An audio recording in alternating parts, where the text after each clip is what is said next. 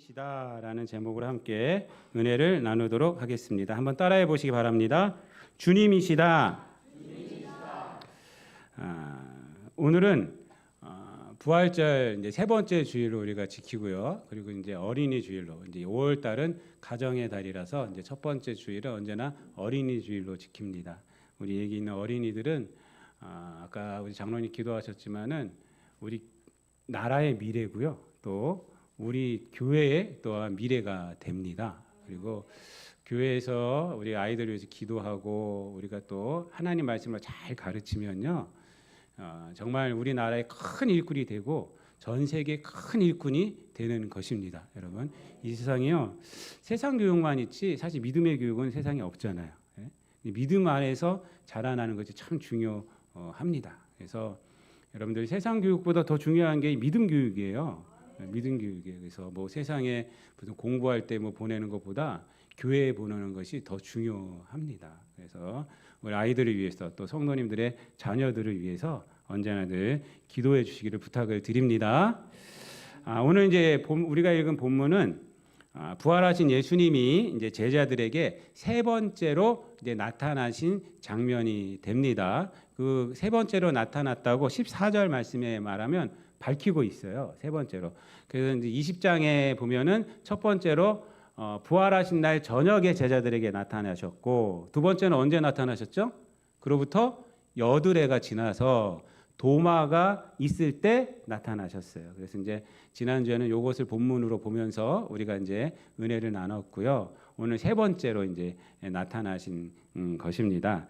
근데 오늘 이제 특이한 것은 뭐냐면 1절 말씀에 예수님께서 나타나신 장소를 디베랴 호수라고 밝히고 있다는 것입니다. 이 디베랴 호수는 어딜까요, 여러분?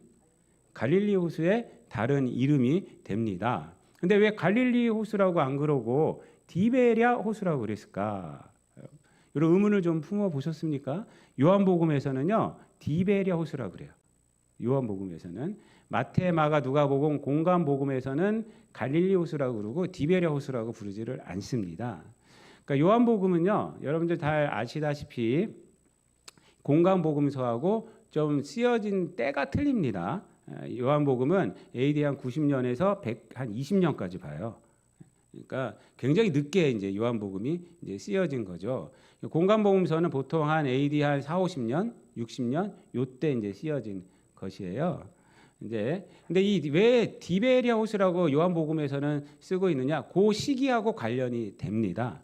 그때는 갈릴리 호수라고 불리우기보다는 이 갈릴리 호수가 디베랴라는 이름으로 더 많이 그때 공동체에게 불리어졌기 때문에 그때 시대상을 반영한 것이라고 할 수가 있습니다. 그러면 디베랴라는 이름은 어디서 온 것인가? 디베랴는 헤롯 안티파스라는 헤롯 대왕이 있었는데, 헤롯 왕이 로마의 황제였었던 티베리우스에게 바친 도시의 이름을 딴 거예요. 그러니까 갈릴리 호수는 굉장히 커요. 호수라고 해서 작은 것이 아니라 우리가 보통 갈릴리 바다라고 하잖아요. 그래서 엄청나게 커갖고 그 인근의 도시들이 몇 개가 있었어요. 몇 개가 있는데 그 중에 한 도시를 헤롯 안티파스가 개발을 해서 그리고 로마의 황제였던 티베리우스에게 바친 거예요. 그러니까 헌정한 도시예요. 그러니까 그 도시가 얼마나 좋았겠습니까? 아무거나 바치진 않죠, 여러분. 좋은 도시를 바치죠. 그리고 거기에는요, 굉장히 화려하게 신도시처럼 잘 만들어 놨기 때문에 지금의 강남 같다고 할 수 있을까요? 옛날엔 강남이 살 곳이 못 됐어요. 그래서 강남에 개발할 때 보면은 공무원들을 억지로 이주시켰어요. 억지로 거기에. 굉장히 싼 가격에. 그때 내가 써야 되는데 라는 생각을 지금 하고 있을 텐데 여러분, 그땐 그랬어요. 근데 지금은 강남이 지금 서울을 대표하는 것처럼 생각되잖아요. 그런 거예요. 그런 거. 그래서 갈릴리 호수라고 부르지 않고 그 디베랴라는 이 도시가 굉장히 발전하게 되니까 그 갈릴리 어간에 있는 도시의 대표적인 도시가 된 거예요. 그래서 사람들이 대표적인 그 도시를 이름화하여서 디베랴 호수라고 말을 한 것입니다. 여기서 우리가 또 하나 알 수 있는 것이 있습니다. 그것은 뭐냐면 그때 당시 사람들의 생각을 알 수가 있어요. 그때 당시 사람들의 생각이 뭐냐면 세상의 중심이 되어서 살아가고 있구나.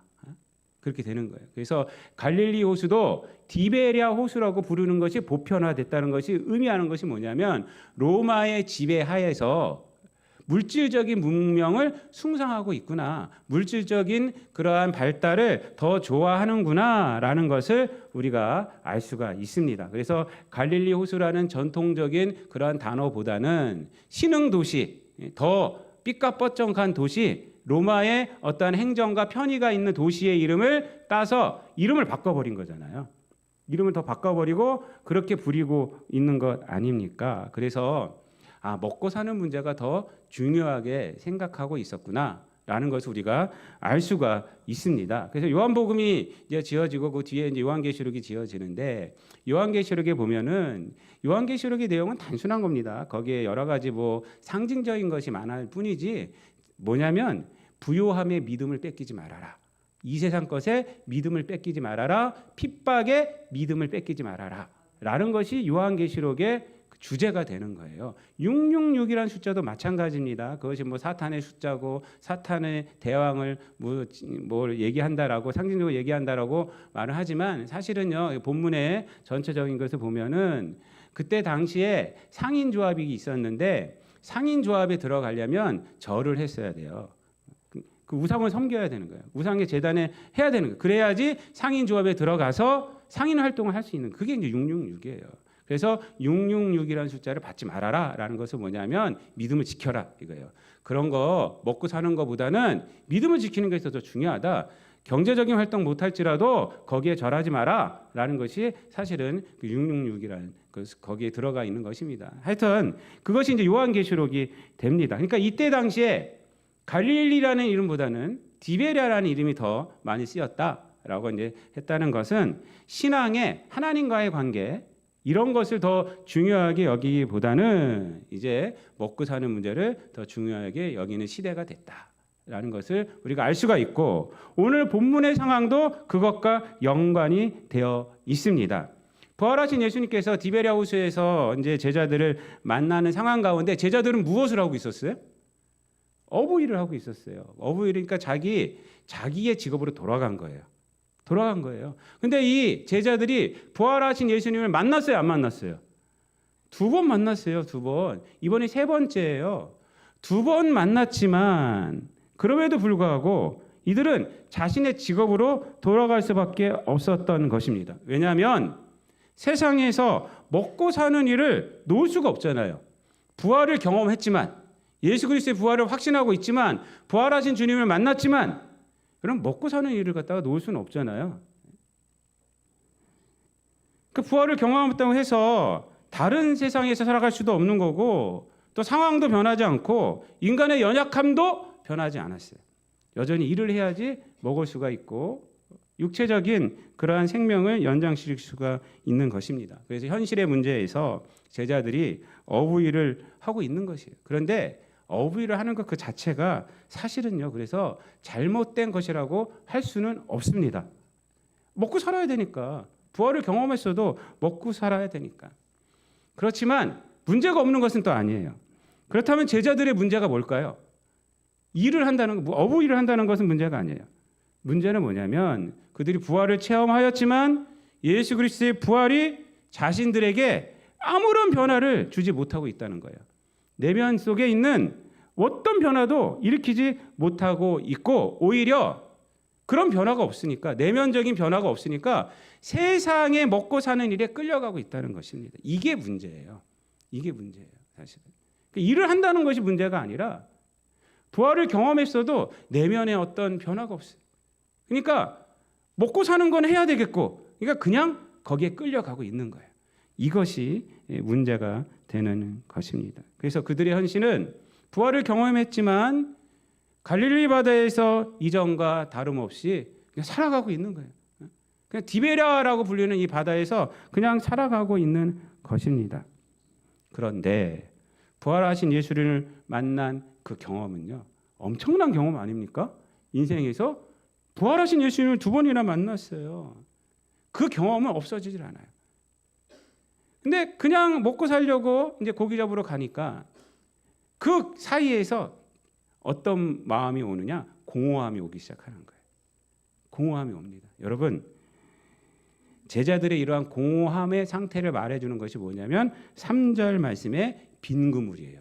여러분, 요한복음 21절 요 내용은요, 좀 상징적인 것이 많이 있습니다. 빈 그물.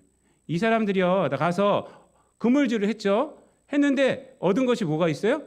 하나도 없어요. 빈 그물. 열심히 수고했지만 그 결과는 빈 그물이다라는 거예요. 이것은 뭐냐면 공허함을 말하는 거예요. 이 사람들의 공허함, 제자들의 공허함. 부활하신 주님을 만났음에도 불구하고 그냥 아무 변화 없이 그냥 먹고 사는 일에 뛰어든 그 자체에서 오는 그 공허함을 말을 합니다. 영적 체험을 한 자에게는요, 사실은요, 영적인 능력으로 안 살아가면 공허함이 옵니다. 저 여러분도 마찬가지예요. 영적 체험이라는 게 뭔지 아세요? 영적 체험은 뭐 환상을 보고 뭐 입신을 하고 이런 것이 아닙니다. 입신은 뭐 쓰러져 갖고 이제 천국 갔다 온 거잖아요. 저기 어디야, 그 강남에 가면은 사랑하는 사람들 교회인가, 사랑하는 교회인가 있어요. 그 변 무슨 목사님인데 거기 이단이거든요. 거기 제가 밴쿠버에 있을 때도 거기 그 교회 때문에 엄청 시끄러웠어요. 근데 지금 뭐 한국에서 되게 많이 커져가지고 뭐 있는데, 하여튼 거기는 뭐 금요 집회 무슨 집회 이렇게 있는데 거기 가면은 뭐 입신하고 그래요. 입신하고 신유의 역사가 일어난다 그러고, 그 김홍랑 무슨 부목사가 있다는데 그분이 우리 있을 때는 뭐 신학도 안 했는데 전도사로 있었거든요. 우리 밴쿠버에 제가 이제 담임하고 있을 때 그 동네에서, 그러면서 무슨 성형 수술 안 해도 된다고, 진짜로 광고가 그렇게 나왔어요. 기도하면 삐뚤어진 코가 말아진다고. 그 광고가 이렇게 딱 붙여 있더라고. 내가 그래서 참 별걸 다 한다 내가 그랬는데, 여러분 그런 게 영적 체험이 아니에요. 그런 게 아닙니다. 그런 게 넘어가지 마세요, 여러분. 여러분, 영적 체험은 사실 신비한 체험을 말하는 것이 아니에요. 신비한 체험도 영적 체험이긴 한데, 여러분 영적이란 말에 너무 오해하지 마세요. 여러분, 이 세상에서 가장 영적인 사건이 무슨 사건이에요? 이걸 잘 알아야 돼요. 이 개념 정리를 잘 해놔야 돼요. 가장 영적인 사건은 하나님의 아들 예수님이 이 땅에 성육신하신 것이 가장 영적인 사건이에요. 믿습니까? 내가 뭐 체험하는 게 아니라 하나님의 아들이 이 땅에 육신을 입고 오셨다는 거예요. 성육신이 가장 영적인 사건이에요. 그리고 또 하나가 뭐예요? 그분이 십자가에 달려 돌아가셨다는 거예요. 그리고 그분이 부활하셨다는 거. 이게 가장 큰 영적인 사건이에요. 그래서 우리에게 일어나는 가장 영적인 체험은 뭐예요? 그러면 그분을 믿고 구원받는다는 거예요. 이게 가장 영적인 사건이에요. 이게 가장 영적인 사건이에요, 여러분. 우리가 예수 그리스도를 믿고 예수 그리스도의 십자가와 예수 그리스도의 부활을 믿고 구원받아서 성도가 되었다. 이게 가장 영적인 거예요. 믿습니까? 이거 말고 무슨 뭐 희한한 거 찾아다니지 마세요. 공허함은 어디서 나오는지 아세요? 공허함은 그 능력으로 안 살아가니까 나오는 거예요. 우리가 예수 그리스도를 믿고 구원받았잖아요. 구원의 능력으로 살아가야죠. 부활의 능력으로 살아가야죠. 다시 오실 주님을 바라보고 살아가야죠. 근데 세상 가운데서 그렇게 안 살아가. 그냥 세상에 먹고 마시는 거 이것 갖고 살아가. 세상 사는 거 똑같이 살아가. 믿는 사람들은요, 구원받았잖아요. 거기서 갭이 옵니다. 공허함이 와요. 뭘 많이 벌었어도 믿는 사람들은 야, 아무것도 아닌 것 같아. 그런 느낌 성령께서 주시는 거예요. 뭘 성공한 것 같아. 근데 우리가 믿음의 능력으로 안 살고 성공한 거면요, 공허함이 와요. 내가 뭘 했지? 내가 뭐 하고 있지? 여러분, 우리 성도님들 가운데서 그런 분들 계세요. 여러분, 옛날에는 내가 정말 하나님 앞에 충성 다했는데 내 애들 키우느라고, 뭐 먹고 사느냐고 그냥 있는 거예요. 그럼 여기 앞에 나와서 애들, 청년들 하는 거 보면요, 공허함이 오는 거예요. 아, 나는 뭐 하고 있지 지금? 옛날엔 저랬는데. 그런 마음 안 듭니까, 여러분? 그 성령께서 주시는 공허함이에요. 여러분, 이것을 채울 수 있는 것이 뭐가 있을까요? 세상에 더 나가서 더 많이 채우면, 세상에 가서 너무 많이 채우면 우리가 채워질까? 이 공허함이요? 그런 것은 안 채워집니다. 무엇으로 채워져요? 우리가 예수님으로 채워지는 거예요. 예수님께 와야 돼요. 그럼 그 공허함이 쫙 채워집니다. 주님께서 오셨잖아요. 그 뭐라고 물어보세요? 니들 얼마나 잡았냐 했더니 이 사람들이 하는 말이 뭐예요? 없나이다 이렇게 말을 해요. 없으니까. 그러니까 예수님께서 뭐라 그래요? 근데 부활하신 주님인지 몰라요 아직도. 배 오른편에 그물을 내려라. 그랬더니 내려요. 내렸더니 고기가 엄청나게 잡힙니다. 그렇죠? 나중에 숫자가 나오죠. 153마리라고 이제 나옵니다. 153 모나비 볼펜이에요. 여기서 153 모나비 볼펜이 나온 거예요. 그분이 예수 믿는 사람이니까. 153마리도 사실은 의미가 많이 있어요. 근데 그거는 이제 오늘 설교 주제는 아니니까 그냥 넘어가고요. 엄청나게 많이 잡히게 됩니다. 그물도 찢어지지 않았다고 합니다. 여러분 이것은 뭐냐면 예수님의 말씀을 들어야 세상에서 성공할 수 있다 이런 의미가 아닙니다. 여러분 부활하신 예수님을 통해 인간의 공허함이 채워진다는 거예요. 네? 우리가 신앙생활을 좀 잘못하고 계시는 분이 많이 있어요. 이 세상 가운데서 세상에서 성공하려면 예수님 믿어야 돼. 이 말 맞는 말이긴 해요. 근데 그 성공이라는 의미가 뭐냐 이거예요. 돈을 더 많이 벌 수 있고 이런 것이 아닙니다. 여러분 우리 안에 있는 공허함은 예수님으로 채워지는 거예요. 여러분 인간에 대해서 좀 알아야 되는데 인간이라는 존재는 결핍의 존재입니다. 결핍의 존재. 하나님께서 인간을 만드셨어요.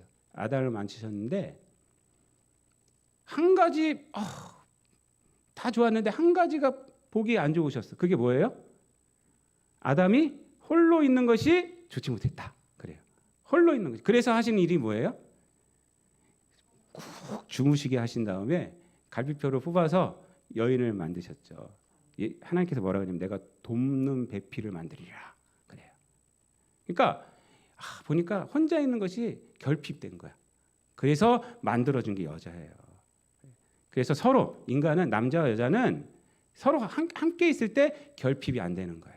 인간은 원래 결핍된 존재예요. 결핍된 존재. 근데 죄가 들어와서 더 결핍을 시켜놨어. 이 관계도 깨트리고 누구와의 관계도 깨트렸어요? 하나님과의 관계도 깨트려버렸어요. 그러니까 인간은 이제 결핍 안에서 살아가는 거예요. 그냥 결핍 안에서. 여러분 이 결핍을 무엇으로 채울 수 있을까요? 세상의 물질로 채울 수 있을까요? 인간의 이 결핍을? 세상에 돈을 많이 가지면 채울 수 있을까요? 세상에 있는 지식을 내가 많이 알고 뭔가를 깨달으면 신비한 지식을 깨달으면 이게 영지예요.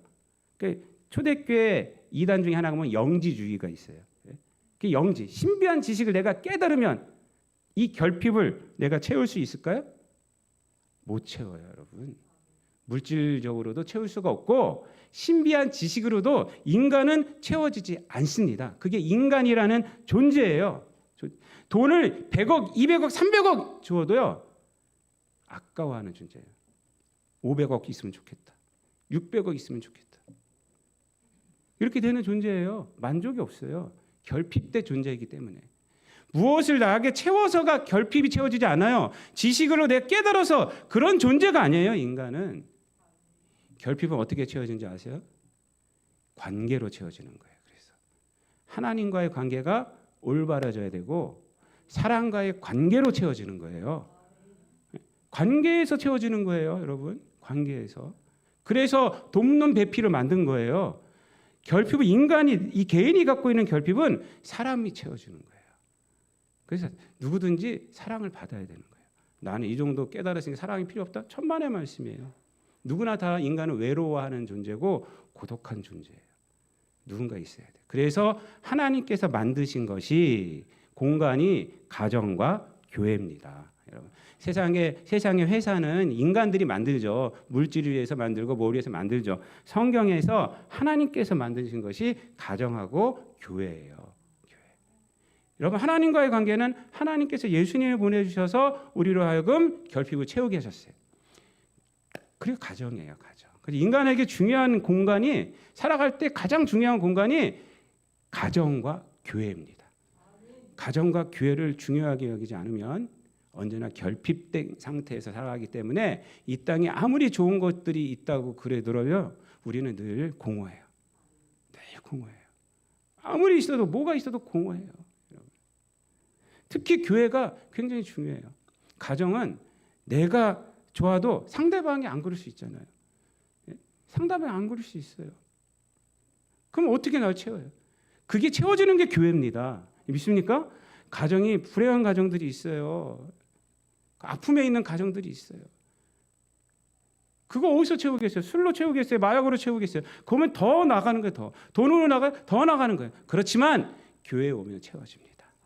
그 결핍도 교회에서는 채워져요. 왜요? 예수님을 통해서 우리에게 부어주는 것이 있고 여기에 또 누가 있습니까? 형제 자매들이 있어요. 예수 그리스도의 몸된 형제 자매들이 있기 때문에 그렇습니다. 여러분, 오늘 본문 말씀을 보면요, 이 사도 요한이 예수님을 발견합니다.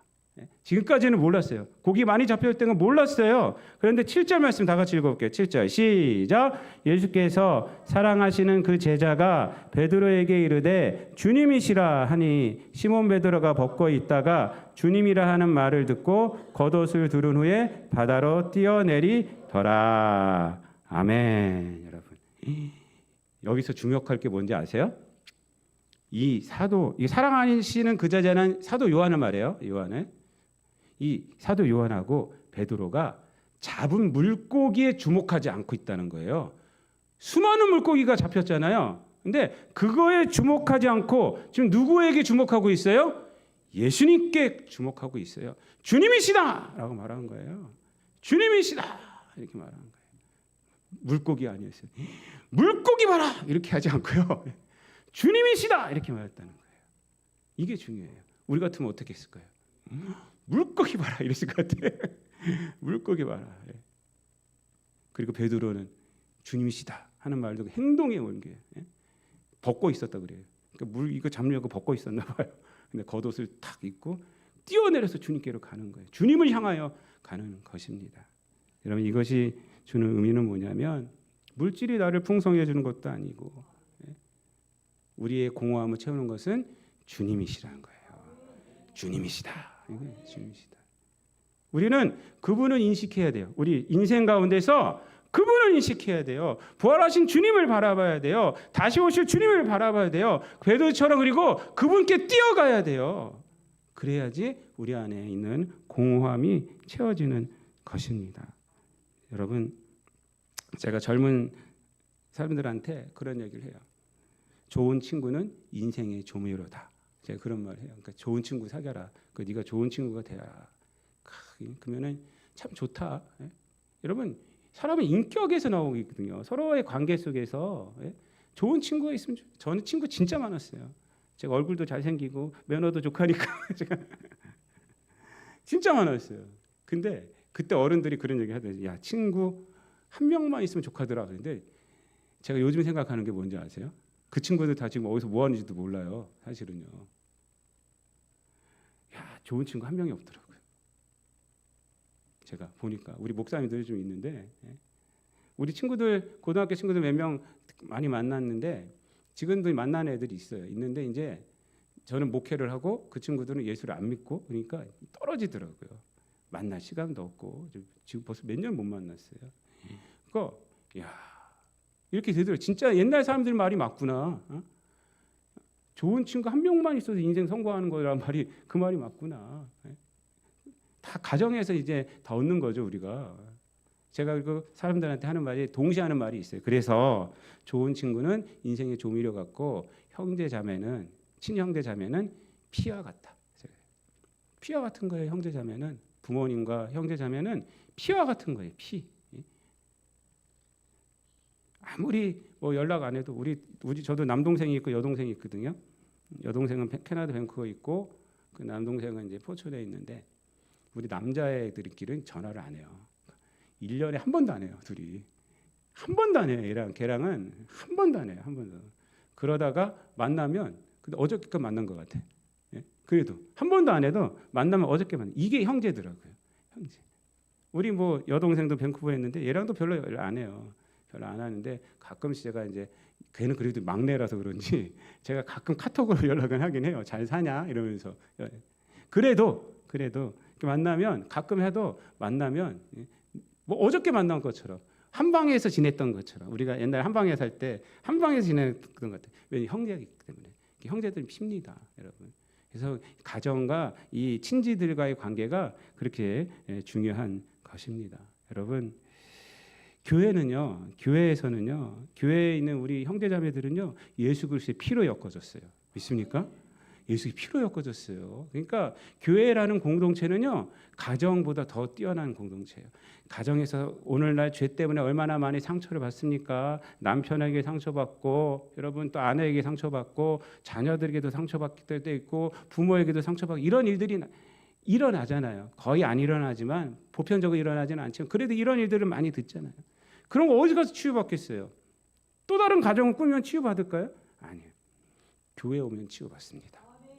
교회 오면요, 예수 그리스도의 피로 연결되어 있기 때문에 여러분들 우리가 치유를 받습니다. 여러분, 그래서 인격적인 게 중요해요. 이게 인간은 이 예수 그리스도와 나와의 관계가 인격적인 거예요. 그리고 성도들과의 관계가 인격적인 거예요. 가정에서의 관계가 인격적인 거예요. 이것으로 충족되는 거예요. 이것이 없으면요, 공허함이 언제나 공허함이었어요. 이것이 충족되어졌을 때 다른 것도 의미가 있는 거지. 이것이 충족이 안 되면요, 어디 가서나 공허함이 있는 것입니다. 여러분, 예수님께 왔을 때 이 오늘 본문 말씀에 보면은 예수님께 오니까 어떻게든 예수님이 불을 피우고 있고 그 다음에 생선을 구워주고 그들과 먹고 마십니다. 특별히 불이라는 것이 중요합니다. 이 여기서 말하는 9절 말씀에 보면은 육지에 올라보니 숯불이 있는데 그 위에 생선이 놓였고 떡도 있더라 이렇게 말합니다. 예수님이 하신 일이에요. 준비를 다 해놓은 거예요. 여기 있는 숯불은 베드로에게 굉장한 의미가 있습니다. 여기서 있는 숯불은 안드리키안이라는 단어를 썼는데 이 단어는 요한복음에서 딱 2번 쓰였고 공간복음에서도 2번 쓰였어요. 신약성경에서 딱 2번 쓰였어요. 그러니까 베드로를 향하고 있는 거예요. 베드로를 향하고 있는. 어디서 쓰였냐면요, 이 요한복음 18장 18절에서 베드로가 예수님을 부인한 사건이 나타납니다. 부인하고 나서 불을 쬐요. 그들과 함께 불을 쬐는데 그 불이 같은 단어예요. 헬라로 오면. 그러니까 예수님을 부인하고 불을 쬐는 거예요. 불을 쬐고. 그리고 나서 어떻게 닭이 울었잖아요. 닭이 울었어요. 그러니까 베드로는 불만 보면 뭐가 생각날까요? 내가 예수님 부인했지. 이 생각이 나는 거예요. 그런데 예수님께서 그것을 고쳐주시는 거예요. 숯불을 피워서 이제 이 불을 보고 어떻게 고쳐진 겁니까? 부활하신 예수님과 먹고 마셨지. 이렇게 바뀌는 거예요. 여러분, 인간은 과거를 바꿀 수가 없어요. 우리의 공허함이 과거에서 오기도 해요. 과거에 죄를 짓거나 과거에서 뭐를 했다거나 하면은 이 지금 아무리 잘 돼도 그 과거가 너무나도 마음에 캥기기도 하고 우리에게 공허함을 주고 그래요. 왜? 그거 바꿀 수 있는 능력이 없기 때문에. 그런데 예수님을 만나면 그것이 바뀌어집니다. 그 죄에서 담대해지기 때문에 그렇습니다. 그 사건 자체가 없어진다는 것이 아닙니다. 스탈린은 소련에서 자기가 그 제일 높은 최고 통치자가 된 이후에 자기의 과거를 알고 있는 사람 다 죽였어요. 선생님도부터 했고 자기 친구도 하고 다 죽였어요. 왜? 자기의 과거를 알고 있으면 통치가 안 된다는 거예요. 그렇게 했어요. 그렇게 악랄하게 했어요. 악랄하게. 인간은 자기 과거를 변화시킬 수 없기 때문에 악랄하게 한 거예요. 그렇게. 그런데 예수님은 어떻게 하느냐? 예수가 들어가면 그 과거를 통해서 예수님을 전하게 돼 있어요. 그것이 바로 요한복음 4장입니다. 요한복음 4장에 사마리아 수가성에서 우물가에 여인을 만나지 않습니까? 이 여인이 몇 시에 물을 기르러 왔어요? 12시에 12시. 12시에 혼자 왔어요. 왜 12시에 왔어요? 남편을 5시 있으니까. 남편을 5시 지나간 여인이기 때문에 그것이 창피한 거예요. 원래 난 12시엔 돌아다니질 않아요. 물 길러 아침이나 저녁에 옵니다. 중동은 너무 뜨겁기 때문에. 근데 이 여인은 12시에 온 거예요. 사람들 만나기도 싫고 사람들이 수군거리는 것도 싫고 거기다가 핑계대는 것도 싫고 그러니까 혼자 온 거예요. 거기서 예수님을 딱 만난 거예요. 예수님 만나고 나서 뭐라 그래요? 예수님께서 야, 내가 주는 물을 마시면 영원히 솟아오르는 그런 샘물이 된다. 그래서 만나니까 예수님이 이제 내가 메시아다라고 말하니까 이 여인이 물동이를 버려두고 사마리아 성으로 가서 뭐라고 말합니까? 사람들을 만나서 내가 메시아를 만났다라고 말해요. 그러면서 하는 말이 뭐예요? 나의 과거를 이분이 다 말해 주더라. 그러니까 숨기고 싶어 했던 그 과거로 예수님을 전하고 있는 거 아닙니까? 나의 과거를 다 말해주는 그분이 메시아더라 하면서 그 과거에 눌려 사는 게 아니라 그 과거를 통해서 예수님을 전하고 있잖아요. 이게 변한 거예요, 여러분. 이게 변한 거예요. 예수님을 만나면 과거도 변하는 겁니다. 과거도 다 변하는 것입니다. 여러분, 그래서 베드로에게 이 불은 이제 뭐가 되느냐? 배신의 아이콘이 아니라 예수님을 만나고 그리고 부활하신 주님을 만나고 변화받은 그런 아이콘이 되는 것이 바로 이 불이 되는 것입니다. 사랑하는 성도 여러분, 오늘 본문의 제자들이 갖고 있던 공허함은 우리들의 고민과도 같은 것입니다. 여러분, 우리들이 현실에서 먹고 살아야 되잖아요. 구원은 받았는데 교회에서 직분은 있는데 여전히 우리가 살아가야 되잖아요. 근데 이렇게 살아가는 데 있어서 그러면 안 먹고 살 수는 없잖아요. 직업을 버릴 수는 없잖아요. 그러한 상황 가운데서 우리가 그 직업에 눌려서 사는 것이 아니라 직업 위에서 우리가 하나님을, 예수님을 증거할 수 있는 담대한 자가 되어야 한다는 것입니다. 여러분, 예수님을 만나면 할 수 있어요. 우리 한번 그거 좀 틀어주세요. 김창옥 씨 아시죠? 김창옥 씨가 이런 말을 하더라고요. 제가 어저께 설교 준비하다가 김창옥 씨가 신앙인이네요. 한번 틀어주세요. 소리하고. 짧은 동영상인데 네 마음에 노크를 했는데 너는 왜 반응을 하지 않았니? 하려고 했는데 여건이 안 돼서 저는 열심히 살았습니다. 내가 언제 너보고 열심히 살라고 그랬니? 반응을 하라고 했지. 비겁하게 살아놓고 열심히 살았다고 나한테 자꾸 핑계를 대. 내가 너한테 성공하라고 한 것도 아니고 그걸 이루라고 한 것도 아니고 신앙을 가장한 욕망이구나. 내가 하나님 이름으로 장사하는 거지. 그리고 정직하지도 못한 거거든. 자기 실력대로 해야 정직한 거거든. 자기 실력대로 안 하고 하나님 이름으로 장사하는 거고 아무 말씀도 안 하시고.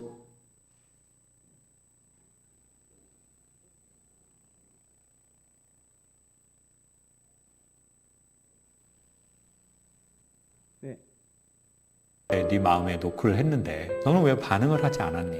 하려고 했는데 여건이 안 돼서 저는 열심히 살았습니다. 내가 언제 너보고 열심히 살라고 그랬니? 반응을 하라고 했지. 비겁하게 살아놓고 열심히 살았다고 나한테 자꾸 핑계를 대니. 내가 너한테 성공하라고 한 것도 아니고 그걸 이루라고 한 것도 아니고 신앙을 가장한 욕망이구나. 내가 하나님 이름으로 장사하는 거지. 그리고 정직하지도 못한 거거든. 자기 실력대로 해야 정직한 거거든. 자기 실력대로도 안 하고 하나님 이름으로 장사하는 거고 아무 말씀도 안 하시고 저하고 딱 둘이만 있는 느낌이에요. 이게 믿음이냐? 네가 원하는 대로 해주면 그렇게 하겠고 네가 원하는 대로 안 되면 이렇게 반응한다. 하나님 죄송합니다. 제가 되게 순결한 걸 드리면 좋은데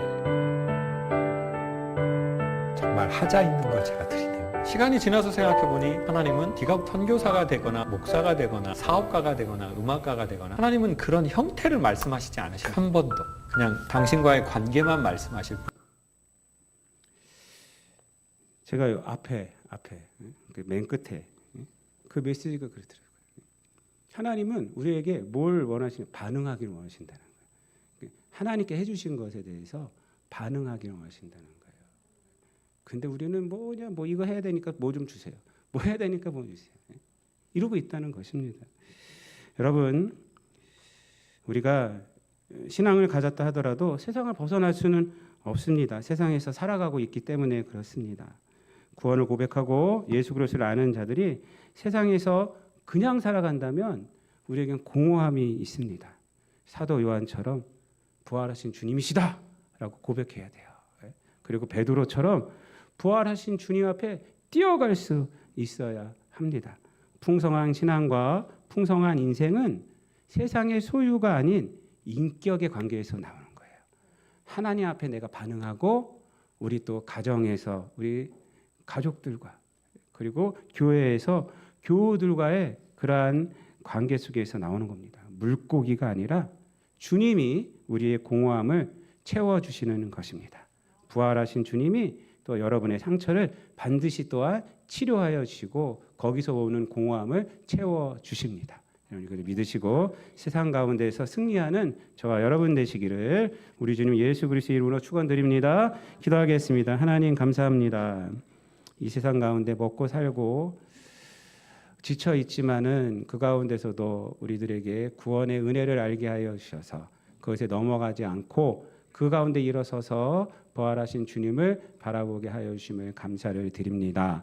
아버지 예수 그리스도의 십자가와 부활이 우리에게 삶의 능력이 되게 하여 주시옵소서. 아버지 하나님, 그래서 이 땅 가운데서 주께 영광 돌리며 먹고 사는 일에 아버지 하나님 집착하며 살아가는 그러한 불쌍한 인생이 아니라 구원의 능력, 부활의 능력 가운데 살아감으로 그 안에서 역사하신 하나님을 우리가 경험하게 하여 주시고 우리의 공허함이 채워지고 세상이 빼앗을 수 없는 평안과 기쁨 가운데 살아가는 우리 모든 성도들 되게 하여 주옵소서. 감사드리며 예수님의 이름으로 기도드리옵나이다. 아멘.